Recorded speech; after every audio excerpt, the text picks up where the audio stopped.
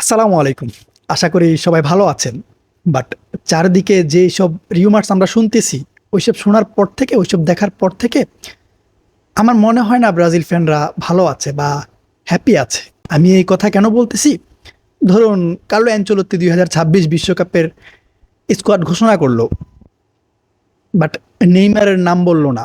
তখন আপনাদের অনুভূতি কেমন হবে?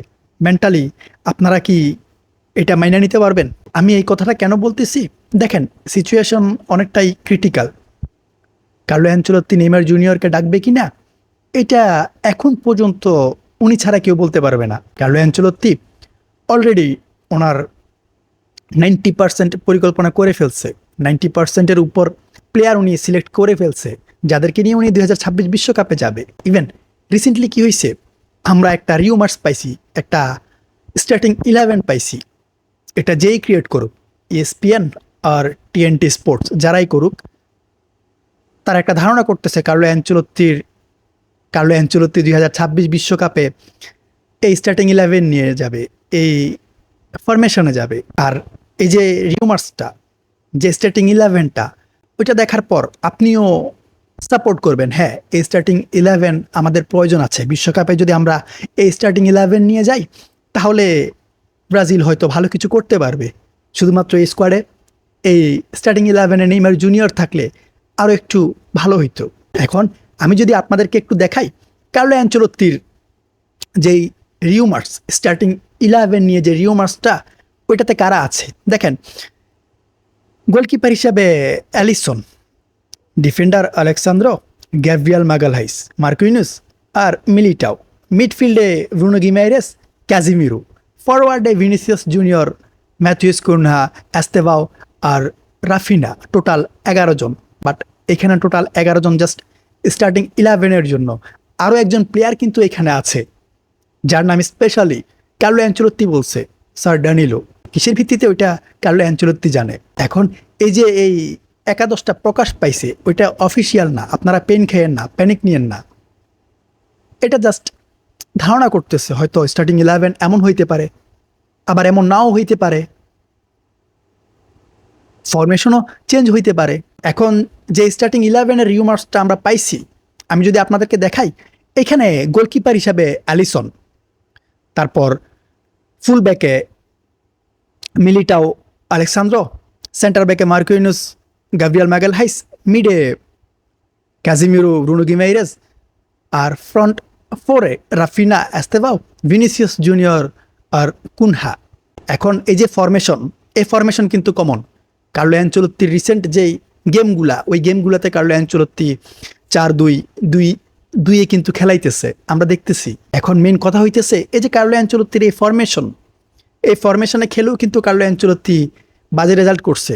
বাট বাজে রেজাল্ট করার পরেও কার্লো অ্যানচেলত্তি কেন বারবার সেম ফরমেশনে খেলাইতেছে, 4 জন অ্যাটাকার একসাথে স্টার্ট করাইতেছে? এই ফরমেশনের অ্যাকচুয়াল প্রায়োরিটি কি?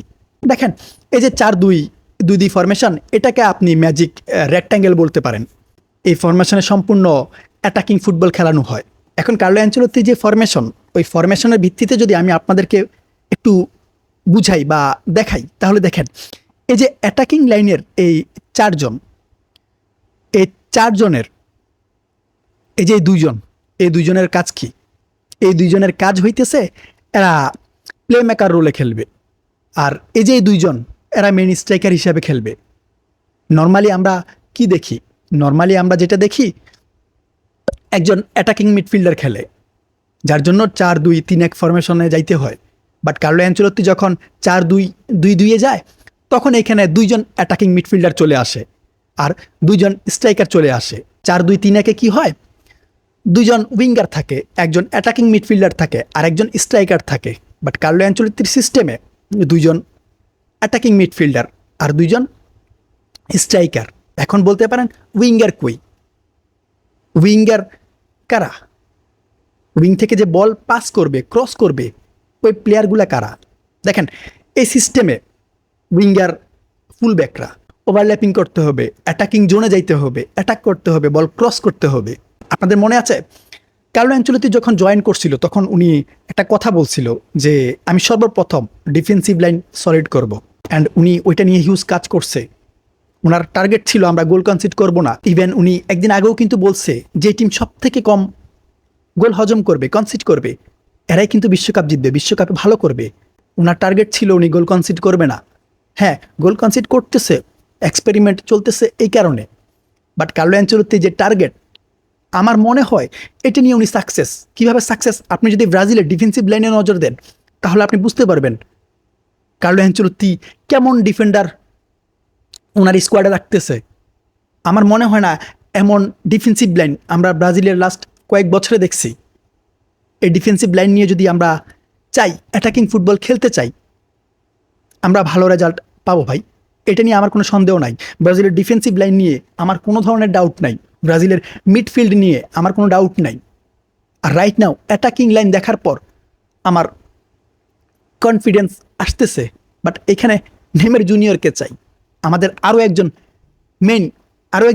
আমাদের মেন ক্রিয়েটর প্রয়োজন, যেটা নেইমার জুনিয়র হইতে পারে। এখন আমি যদি একাদশ নিয়ে কথা বলি, যে একাদশটা প্রকাশ পাইছে ওইটা নিয়ে কথা বলি, এখানে আপনারা দেখেন পরিবর্তনও হইতে পারে। আমি যেটা চাইতেছি এখানে অ্যালিসন বেকার থাকবে ভাই, আমাদের ফার্স্ট প্রায়োরিটি। ফুল ব্যাকে মিলিটাও, আলেক্সান্দ্রো। বাট এখানে পরিবর্তন হবে, ওয়েসলি আছে, ডগলাস সান্তোস আছে। ডগলাস সান্তোস আমার পছন্দের, আমি চাই স্টার্টিং 11-এ আসুক। আলেক্সান্দ্রো হ্যাঁ ব্যাকআপ হিসেবে থাকুক। এরপর ওয়েসলি তো আছে, ভ্যান্ডারসন যদি ইঞ্জুরি থেকে ব্যাক করে ভ্যান্ডারসনও ডাক পাইতে পারে। এরপর সেন্টার ব্যাকে গ্যাব্রিয়েল আর মার্কুইনুস। দেখেন ভাই, এই দুইজনের কাউকে আপনি বেঞ্চ করাইতে পারবেন না।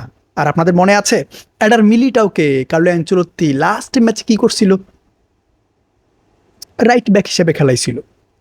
আর ওইখানে মিলিটাও তার টপ ক্লাস পারফরমেন্স দেখাইছে যে আমি শুধুমাত্র সেন্টার ব্যাকে না, আমি রাইট ব্যাকও খেলতে পারি। আর মেন কথা হইতেছে রিয়াল মাদ্রিদে জয়েন করার আগে মিলিটাও কিন্তু রাইট ব্যাক হিসেবে খেলছে। সো কার্লো অ্যানচেলত্তির কাছে এই একটা পাস পয়েন্ট আছে। এরপর সেন্টার ব্যাকে এইখানে ব্রেমার আছে, ব্রেমারকেও হয়তো রাখতে পারে। বাট এখানে একজন প্লেয়ার যে সবার আগে ব্রাজিলের প্লেয়ারদের মধ্যে সবার আগে বিশ্বকাপ নিশ্চিত করছে, দানিলো। আমি জানি না দানিলোকে কিসের ভিত্তিতে রাখতেছে।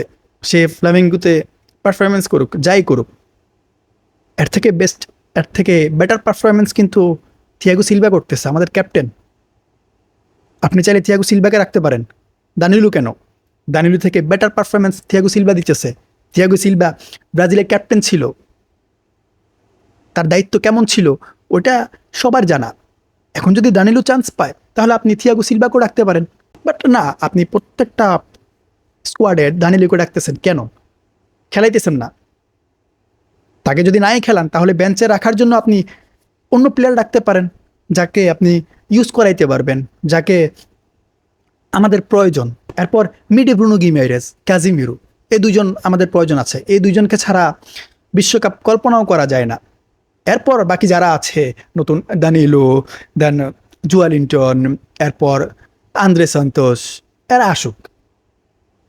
ভালো ভালো প্লেয়ার আছে, কার্লো অ্যানচেলত্তির লিস্টে হয়তো আছে, বা এমন প্লেয়ারও আছে যাদেরকে নিয়ে আমরা চিন্তাও করতেছি না। ফাইনাল স্কোয়াডে এরা এসে যাবে। এরপর অ্যাটাকে Raphinha, Vinicius Junior, Estevao, Cunha, এদের সাথে এইখানে জোয়া পেদ্রো এসে যাবে। এর সাথে হয়তো আরও একজন স্ট্রাইকার আসতে পারে।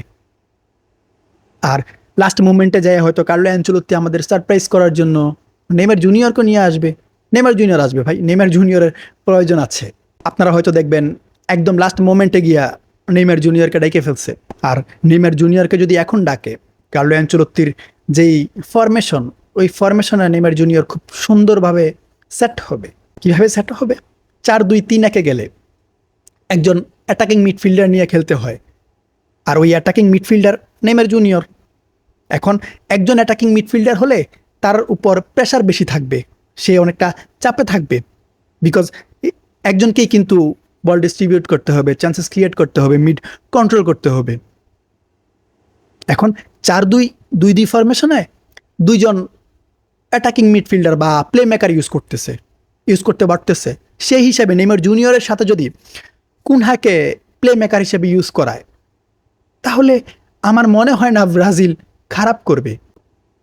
ভাই আপনি চিন্তা করেন আপনার কাছে দুইজন প্লেমেকার, একজন ম্যাথুইস কুনহা, একজন নেইমার জুনিয়র, আপনার অ্যাটাকিং লাইন কতটা স্ট্রং হবে। এটা যদি কার্লো অ্যানচেলত্তি চিন্তা করে তাহলে বিশ্বকাপের স্কোয়াডে নেইমার জুনিয়রকে ছাড়া কার্লো অ্যানচেলত্তি কখনোই যাবে না। কারণ দুজন অ্যাটাকিং মিডফিল্ডার, দুজন প্লে মেকার যখন একসাথে খেলবে তখন তাদের যেই একজনের যে প্রেশারটা ওইটা ডিভাইড হয়ে যাবে। তখন একজনের কাজ দুইজনে করবে, ইজি হবে। আর অ্যাটাকিং লাইনে দুইজন দুইজন চান্সেস ক্রিয়েট করলে দুই সাইড থেকে আপনারা চিন্তা করেন কি পরিমাণ অ্যাটাক ব্রাজিল করতে পারবে। আমরা দেখতেছি যে এই ফরমেশনে আমরা দেখতেছি ভাই ব্রাজিল কি পরিমাণ শটস নিতেছে। হয়তো আমাদের ফিনিশিংয়ে দুর্বলতা আছে, বাট আমরা হিউজ অ্যাটাক করতে পারতেছি। এখন এই অ্যাটাকিং টিমের সাথে যদি নেইমার জুনিয়র অ্যাড হয় তাহলে বিশ্বকাপে আমাদের সবথেকে বড় প্লাস পয়েন্ট হবে নেইমার জুনিয়র। যদিও নেইমার জুনিয়র স্টার্টিং পাবে কিনা এটা নিয়ে সন্দেহ আছে, হয়তো পাইতেও পারে।